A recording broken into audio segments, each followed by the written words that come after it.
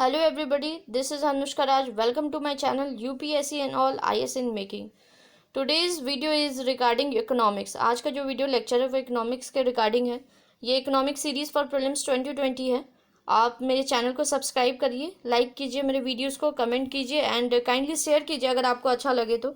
आप मुझे फेसबुक पे भी फॉलो कर सकते हो. ये फेसबुक की लिंक मैंने दी हुई है यहाँ पे. एक पेज की लिंक है, एक मेरे प्रोफाइल की लिंक है. और काइंडली शेयर करें और इस वीडियो को लास्ट तक देखें. First topic is total factor productivity. इस पूरे सीरीज में जितने भी इकोनॉमिक के टर्म यूज़ हुए हैं पिछले एक साल में, जितने भी इकोनॉमिक टर्म यूज़ हुए हैं, जो भी इकोनॉमिक करंट अफेयर्स है वो इसमें कवर किया जाएगा. First topic is total factor productivity. ठीक है, इसके बारे में पढ़ते हैं. Total factor productivity is the relationship between the quantity of factors and employed and the output in an economy. Total factor productivity क्या होता है? ये एक रिलेशनशिप है जितनी भी क्वांटिटी ऑफ फैक्टर एम्प्लॉय किया जाएगा और जितना उससे आउटपुट निकलेगा इन एन इकोनॉमी. ठीक है. अब सेकंड, टोटल फैक्टर प्रोडक्टिविटी को कैलकुलेट कैसे करते हैं? मैथमेटिक कैलकुलेशन क्या है? तो इसको कैलकुलेट कैसे करेंगे? तो it is the ratio of total output and weighted average input. Total output क्या होगा? जीडीपी. एवरेज इनपुट क्या होगा? Labour and capital. Total output में क्या होगा? जीडीपी. एवरेज इनपुट में क्या होगा? Labour and capital. ठीक है. तो इसको मैथमेटिक्स फॉर्मूला से ऐसे लिखेंगे: total output by weighted average input. इसमें जीडीपी ऊपर आएगा और लेबर एंड कैपिटल नीचे आएगा. इन दोनों को डिवाइड करने के बाद जो भी आंसर आएगा वही होगा टोटल फैक्टर प्रोडक्टिविटी. अब यहाँ पे देखते हैं, टोटल फैक्टर प्रोडक्टिविटी जो है वो डायरेक्टली प्रोपोर्शनल टू किसके है? हायर ग्रोथ के.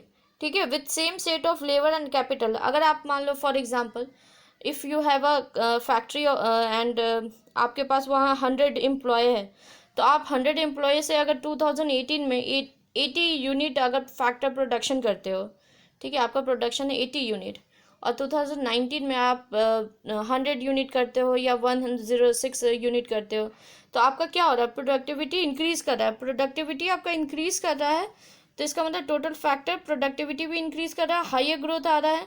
और लेबर कितने? उतने ही है. पहले आपने 100 लेबर लगाया था और जितना कैपिटल लगाया था वही था 2018 में भी और 19 में भी वही था. तो क्या हुआ? ये डायरेक्टली प्रोपोर्शनल टू हुआ. A rise in productivity enables an economy to grow faster with same set of labor and capital. If more people are employed, more goods and services are produced in an economy. जितने ज़्यादा लोग को employ करेंगे उतने ज़्यादा production होगा. जितना ज़्यादा पॉपुलेशन इंक्रीज करेगा उतना ज़्यादा लेबर की डिमांड भी बढ़ेगी. डिमांड बढ़ेगी तो सप्लाई भी बढ़ेगा.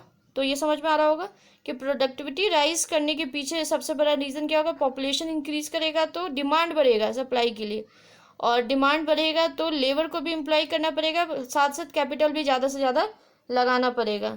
तो टोटल फैक्टर प्रोडक्टिविटी इंक्रीज करेगा. ठीक है. अब आते हैं, अब इसमें कैलकुलेशन जो दिया हुआ है, एक्चुअली ये एक आर्टिकल आया था 8 जनवरी 2020 में, जिसके रिगार्डिंग था कि 2019 में कितना ग्रोथ होना चाहिए और कितना TFP होना चाहिए इंडिया का परफेक्ट ग्रोथ के लिए, ताकि ज़्यादा से ज़्यादा इंडिया ग्रोथ कर सके. वो द हिंदू का आर्टिकल था, उसी में ये TFP growth has been slower for most nation since 2008.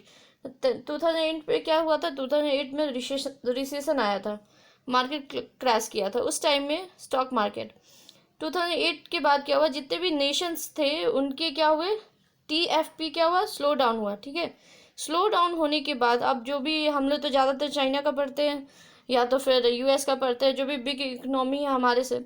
तो चाइना का क्या हुआ? जो निगेटिव है 2012 से, for China it was negative since 2012. अब 2012 से क्या हो रहा है?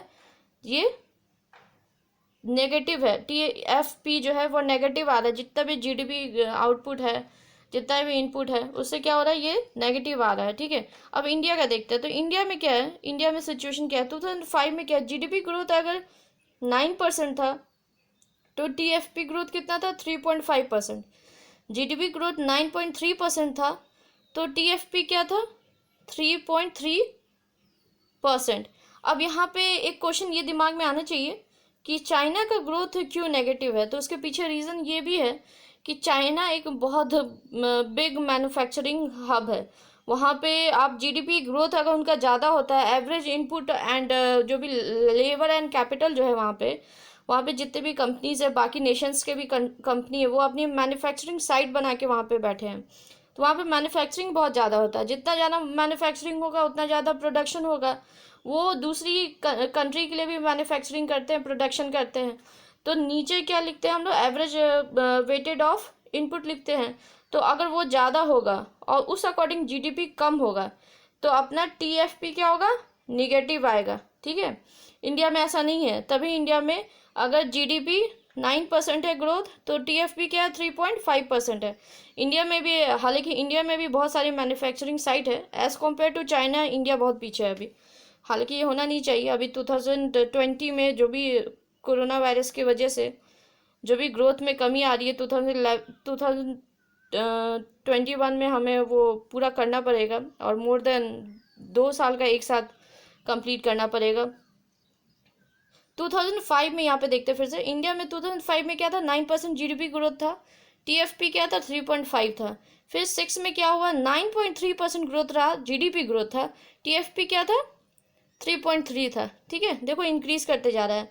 इसका मतलब ये नहीं है कि ये इंक्रीज कर रहा है तो ये नेगेटिव पॉइंट है, ऐसा कुछ नहीं है इसमें। जीडीपी क्या ग्रोथ क्या है, 10.1% था।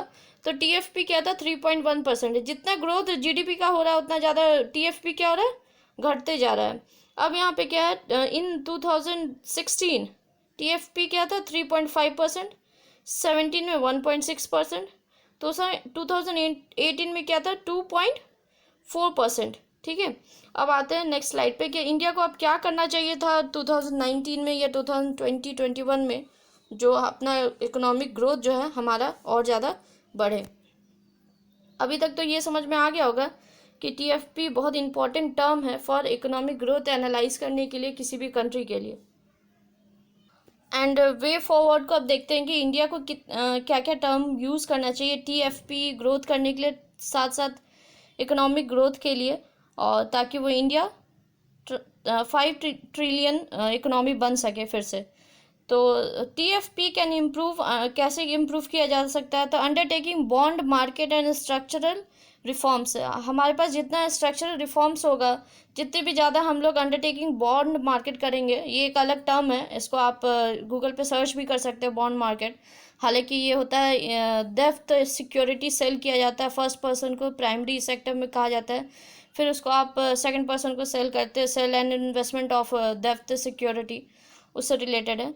Reallocation of land and labour from primary to other sector of the economy. हमारी कंट्री में ज़्यादा से ज़्यादा इकोनॉमी किस पे डिपेंड करता है, सेक्टर जो है कितना ज़्यादा इन्वॉल्व है प्राइमरी सेक्टर में, एंड एग्रीकल्चर में मैक्सिमम इन्वॉल्व है। तो उस थोड़ा सा हम लोग ये कर सकते हैं कि प्राइमरी सेक्टर से लैंड एंड लेबर को लोकेट करके अदर सेक्टर में भी ला सकते हैं। Investment in physical infrastructure such as highways, dedicated freight corridors and human capital. इसके लिए इंडिया बहुत सारी स्कीम्स लेके आई हुई है एंड काम भी चल रहा है।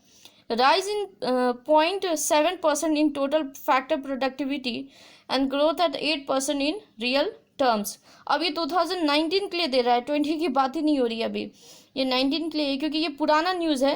तो ये पुराने जितने डिटेल पुराने में दिया हुआ था उसी को कवर किया जाएगा। अभी इकोनॉमिक ग्रोथ की कोई बात नहीं है अभी के लिए, तो ये टर्म बहुत बढ़ गया होगा।